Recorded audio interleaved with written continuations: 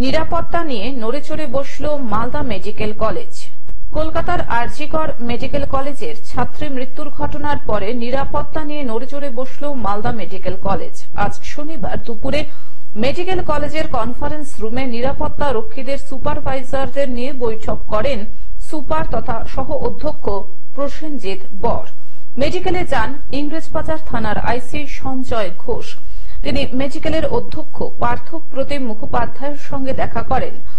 Medical কলেজে পর্যাপ্ত নিরাপত্তা রক্ষী ও সিসি ক্যামেরা রয়েছে বলে জানান মেডিকেল কলেজের কর্তৃপক্ষ।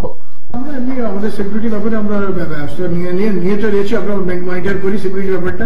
আমাদের এখানে সিকিউরিটি যত ব্যবস্থা আছে তাও আমরা আরেকবার ব্যাপারটা খতিয়ে রেখে আমরা ব্যবস্থা নেব। সিসি ক্যামেরা সব জায়গায় আমার সিসি ক্যামেরা আছে এবং আমাদের পুলিশ ফাঁড়ি রয়েছে, প্রোটেকশন ব্যবস্থা আছে। মালদা থেকে অভিষেক দাসের রিপোর্ট, গ্লোব নিউজ। এখন থেকে গ্লোব টিভি দেখুন আপনার স্মার্টফোনেও।